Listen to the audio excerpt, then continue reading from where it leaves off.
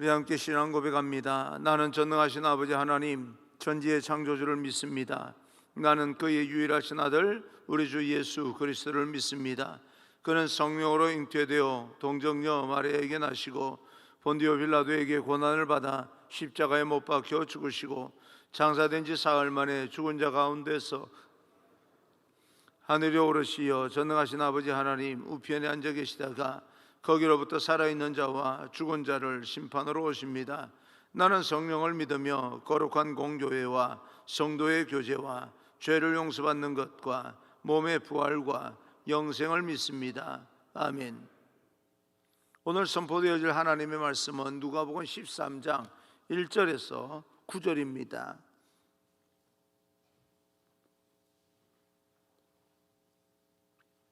누가복음 13장 1절에서 9절까지 말씀을 교독하겠습니다. 그때 마침 두어 사람이 와서 빌라도가 어떤 갈릴리 사람들의 피를 그들의 제물에 섞은 일로 예수께 아뢰니 대답하여 이르시되 너희는 이 갈릴리 사람들이 이같이 해받음으로 다른 모든 갈릴리 사람보다 죄가 더 있는 줄 아느냐? 너희에게 이르노니 아니라 너희도 만일 회개하지 아니하면 다 이와 같이 망하리라. 또 실로암에서 망대가 무너져 치여 죽은 18사람이 예루살렘에 거한 다른 모든 사람보다 죄가 더 있는 줄 아느냐? 너희에게 이르노니 아니라 너희도 만일 회개하지 아니하면 다 이와 같이 망하리라. 이에 비유로 말씀하시되 한 사람이 포도원에 무화과 나무를 심은 것이 있더니 와서 그 열매를 구하였으나 얻지 못한지라. 포도원지기에게 이르되 내가 3년을 와서 이 무화과 나무에서 열매를 구하되 얻지 못하니 찍어버리라. 어찌 땅만 버리게 하겠느냐? 대답하여 이르되 주인이여 금년에도 그대로 두소서. 내가 두릅하고 그름을 같이요 이후에 만일 열매가 열면 좋거니와 그렇지 않으면 찍어버리소서 하였다 하시니라. 아멘. 우리 앞뒤 좌우 인사합니다. 축복합니다. 성령 충만하십시오. 인사합니다. 축복합니다. 성령 충만하십시오. 남이 아닌 자신을 살피십시오 라고 하는 제목으로 여러분과 함께 오늘 이 본문에서 주님께서 우리에게 주신 음성을 듣겠습니다. 오늘 여러분 삶 가운데 그럼에도 불구하고 주님 안에서 하나님이 말씀을 따라 살아가는 그런 사람에게 주시는 큰 복을 여러분에게 임하기를 간절히 소망합니다. 하나님의 큰 은총이 여러분에게 가득 채워지기를 간절히 소망합니다. 오늘날 시대를 사람들은 종말의 시대다, 시대의 마지막 시대다라고 말하는 사람이 많습니다. 마지막 시대의 징조가 여러 군데서 나타납니다. 세상이 정말 이렇게 악할 수가 있을까라고 생각할 정도로 악해져 가고 또 여러 가지 징조를 통하여서 천재지변이나 또 이런 것을 통해서 세상의 종말이 가까이 오지 않았을까 그렇게 생각하는 사람들이 많습니다. 종말을 살아가는 오늘 우리 하나님의 백성들이 가장 명심해야 될 일이 있다면 그것은 무엇일까라고 생각을 해봅니다. 예수님께서는 항상 깨어 있어서 준비를 잘 하라라고 명령을 합니다. 그러면서 천지의 기상은 분별할 줄 알면서 왜 시대의 분별은 하지 못하느냐라고 말씀하신 겁니다. 그리고 하려고도 하지 않느냐라고 말씀하시면서 무리에게 교훈하시는 주님 앞으로 그렇게 여러 시대의 어떤 여러 가지 이 종말을 시대가 살아가는 사람들, 하나님의 백성들에게 어떻게 살아야 된다라고 하는 걸 교훈하고 있을 때 몇 사람이 예수님 앞으로 다가옵니다. 그리고 갑자기 벌어진 예루살렘에서 일어난 사건을 하나 소개를 하고 있는데요. 갈릴리 빌라도 총독이 제물을 드리던 갈릴리 몇 사람을 성전 안에서 학살을 했다는 겁니다. 죽였다는 겁니다. 군중들은 갑자기 그 이야기를 듣고 여러 가지 방향으로 자기 의견을 이제 논평을 했을 겁니다. 할 말이 많지 않습니까? 성전에서 예배드리던 자들을 빌라도가 죽였습니다. 그때 주님께서는 그 모든 사람들이 하는 이야기를 잠깐 중지시키시고 종말을 살아가는 사람들에 대해서 그 자세와 태도에 대해서 말씀을 합니다.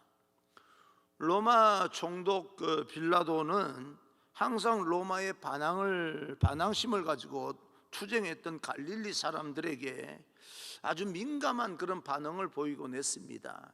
그래서 심지어 예루살렘 성 안에서 한꺼번에 3,000명을 그리고 또 2만 명을 학살한 적도 있습니다. 대대적인 그런 어떤 집단 학살을 했던 적도 있을 만큼 반 로마의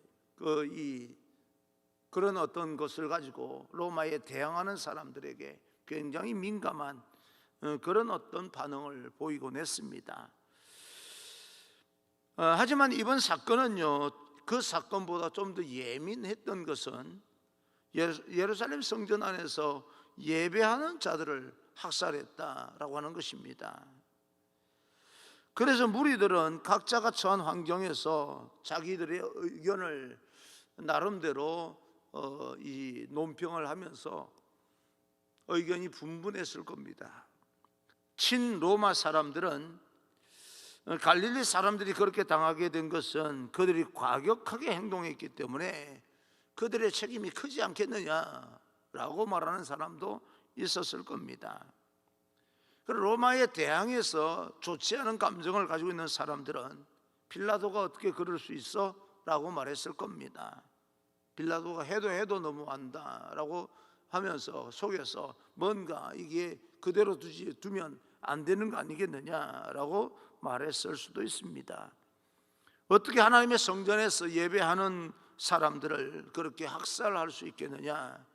그리고 또 어떤 사람들은 적어도 예배 드리다가 죽음을 당한 사람들은 빌라도가 못할 짓을 한 것은 사실이지만 그들도 하나님 앞에 이 예배 드리다가 그 학살을 당했으니까 하나님 앞에 뭐 어떤 죽어 마땅한 죄를 지어서 그렇지 않겠느냐, 빌라도를 도구로 삼아서 하나님께서 그렇게 죽인 것이 아니겠느냐라고 쉽게 말하는 사람도 있었을 겁니다. 뭐 각자가 어떤 사건을 대하는 태도는 각자 생각에 따라서 다를 수가 있겠다라고 생각을 합니다. 그런 여러 가지 의견들이 서로 이렇게 주고받을 때 예수님께서는 그 모든 의견들을 정지시키시고 중지시키고 종말의 사건의 교훈으로 이 말씀을 이끌어 가시고 있습니다. 이 사건이 어떤 한 사람의 문제이겠느냐, 빌라도의 문제이겠느냐라고 하는 것입니다. 어떤 한 사람의 성향 때문이겠느냐. 여러분, 오늘날 많은 그 아동학대 사건이 일어나고 예전 같지 아니하게 이 매스컴을 통해서 자기 자식까지 죽이는 그런 일들이 비일비재에 일어나고요. 그 아무 상관도 없는 새 모녀를 들어가서 스토킹해서 죽이기도 하고 뭐 이런 여러 가지 일들이 일어나는데 그 사람들의 문제이겠습니까? 오늘날 이 시대가 얼마나 악합니까? 그럼 이 시대의 문제가 아니겠습니까? 그렇게 해석을 하고 있다는 겁니다. 그것은 겉으로 드러난 일들은요, 빙산의 일각이고 그 잠재되어져 있는 세상의 악함이 언제 폭발이 되어서 또 어떤 일이 터질지 아무도 모르는 그런 시대를 살고 있고, 우리는 매스컴을 통해서 그런 일을 듣고 있는데요, 어쩌면 우리 주변에도 그와 같은 일들이 일어날 가능성이 굉장히 많지 않겠느냐. 이것은 어떤 한 사람 두 사람의 성향 기질이 아니라 시대적으로 그만큼 악해져 있다라고 하는 것을 우리는 이제 짐작할 수가 있습니다. 그래서 너희들도 이 종말을 살아가면서 다른 사람이 그런 어떤 학살 사건이나 그런 어떤 살인 사건이 일어날 때마다 혀를 차면서 어쩌면 그럴 수 있겠느냐라고 논평하는 데서 그치지 아니하고 하나님 앞에 회개하며 똑바로 살아가지 않는다면 너희도 똑같은 비극을 당할 수도 있어 라고 하는 말씀을 하고 있습니다. 똑바로 살자는 것입니다. 예수님께서는 죄가 누구의 죄냐라고 하는 것보다 종말을 사랑하는 우리 모두에게 회개의 긴박성과 언제든지 우리도 그런 일들을 겪을 수 있다는 것을 말씀하고 있습니다. 주님은 이 교훈을 설명하기 위해서 얼마 전에 일어났던 실로암 망대의 건설 현장에서 죽은 18명의 사건에 대해서 다시 언급을 하십니다. 실로암 망대에서 죽은 사람들이 너희보다 죄가 많아서 그렇게 허망하게 죽은 줄 아느냐? 아니다는 거예요. 너희가 회개하지 않으면 종말의 시대를 지나서 하나님의 심판대 앞에서 반드시 심판을 받게 될 것이다. 그렇게 말씀하고 있습니다. 망대를 지었는데요, 망대를 지으면 정말 성실하게 모든 사람들이 하나하나 기초부터 잘해서 아름답게 이렇게 튼튼하게 세우기만 한다면 건설 현장에서 그렇게 망대가 무너져서 죽는 일이 없지 않겠습니까?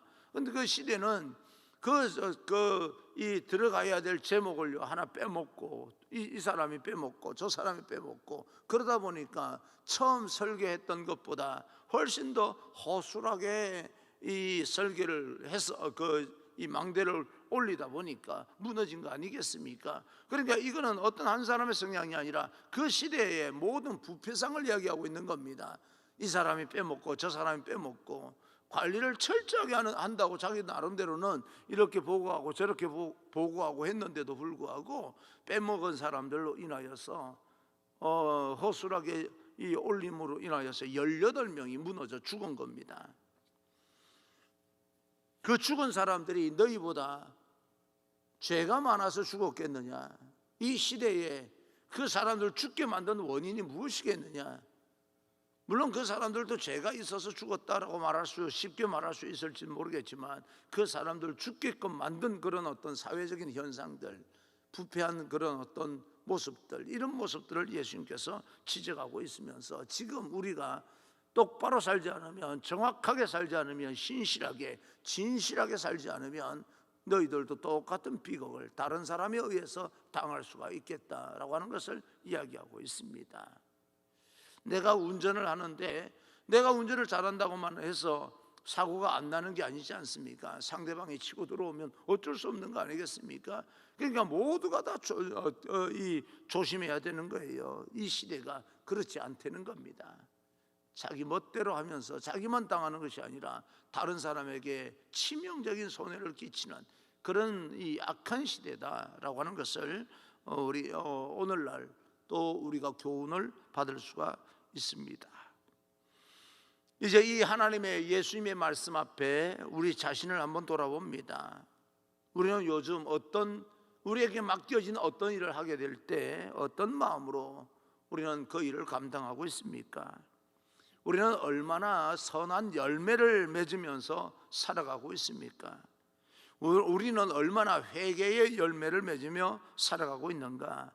19세기 윌리엄 브람 웨디라고 하는 사람이 쓴 글 중에 이런 글이 적혀 있는 것을 제가 읽은 적이 있습니다.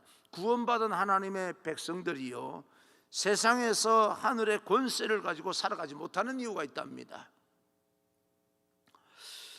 너무 많이 먹고 또 너무 많이 마시고 너무 많이 잠을 자면서, 그러나 그렇게 많이 누리고 잠자고 먹고 하는 것만큼이나 금식하지 아니하고 너무 적게 기도하기 때문에 이런 일이 일어나는 것이다. 세상에서 이런 시달릴 만큼 많은 관심을 가지면서 자기의 영적 상태는 성찰하지 못하고 하나님을 깊이 생각하는 일에는 소홀하기 때문에 이 세상이 악해져 가는 것이다 라고 말한 적이 있습니다. 사랑하는 성도 여러분, 우리의 삶의 모습을 다시 한번 돌아볼 수 있기를 바랍니다. 어떤 일, 아주 자그마한 일을 맡겼다 할지라도 성실하게 감당하고 있는 그런 우리 모습이 되게 될 때 세상은 변화가 될 것입니다. 뭐 맨날 뭐 허구한 날 개혁을 외친다고 해서 개혁이 되겠습니까? 사람이 변하지 않는데.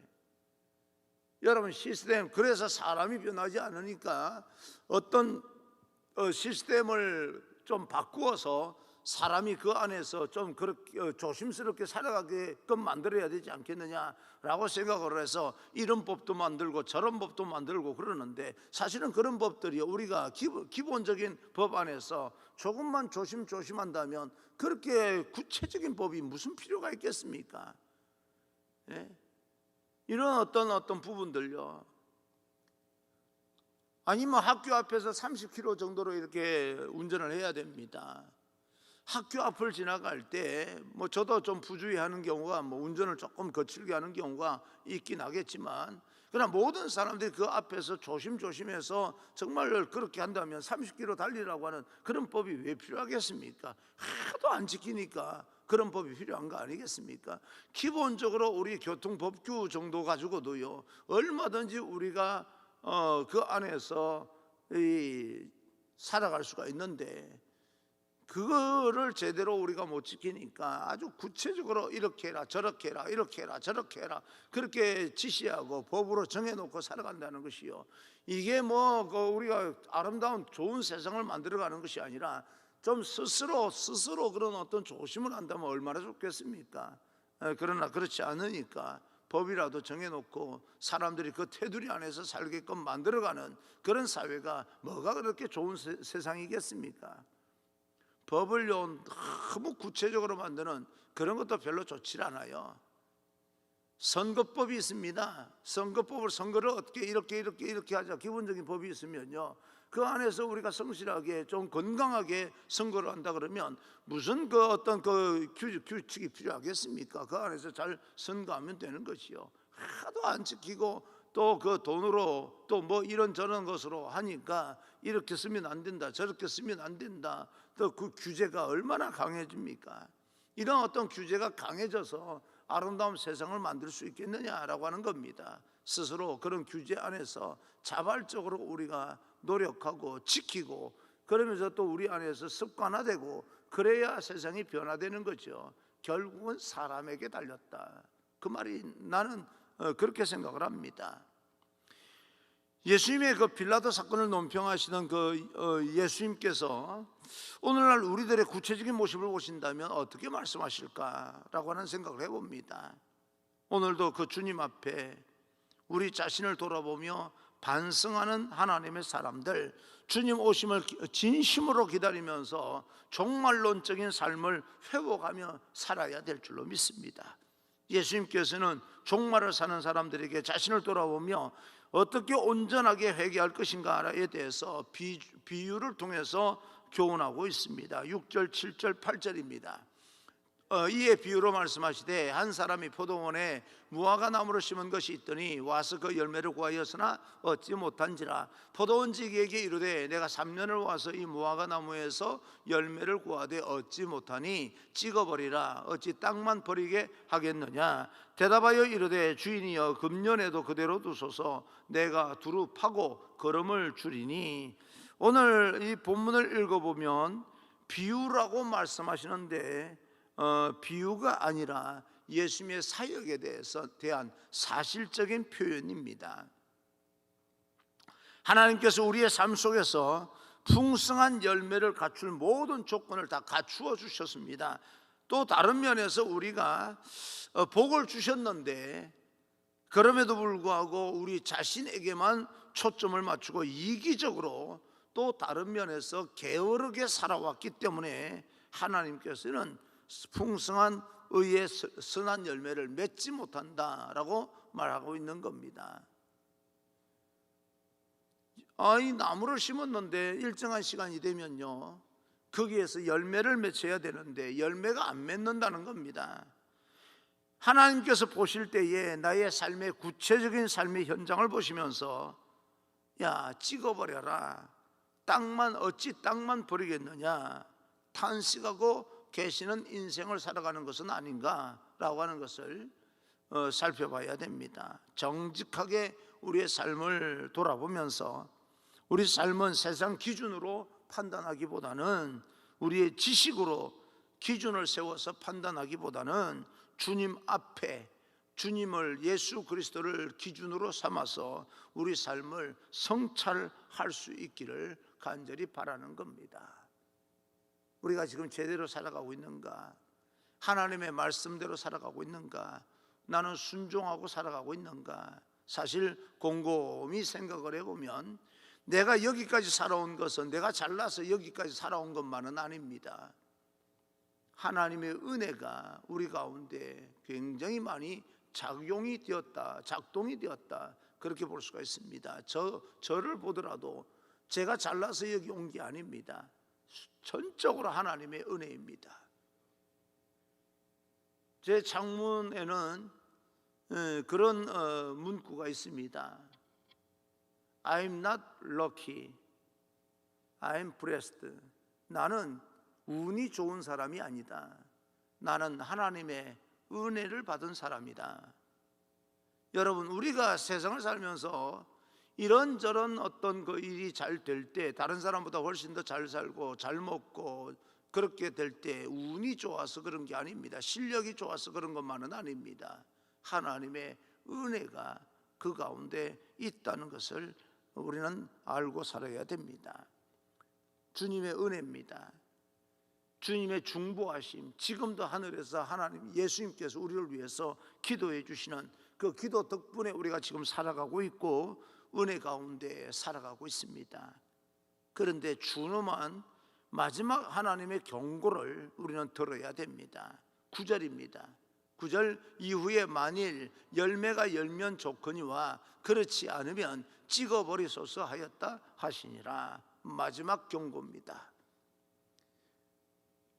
이 말씀 앞에 우리는 참으로 두렵고 떨리는 마음으로 우리의 삶을 돌아보며 열매를 맺는 그런 주님의 거룩한 백성으로 살겠다 결단을 하셔야 됩니다. 열매가 더 이상 열매 없이 살아갈 수가 없습니다. 이제는 하나님의 선한 열매를 맺기 위해서 내가 하나님의 말씀을 어떻게 받아들일 것인가, 내가 어떻게 신앙생활할 것인가 라고 하는 것을 스스로 결단해야 됩니다. 우리 가운데 그 결단으로 말미암아 하나님의 축복의 열매가 여러분 삶 가운데 현실 속에서 나타나기를 주님 이름으로 축복합니다.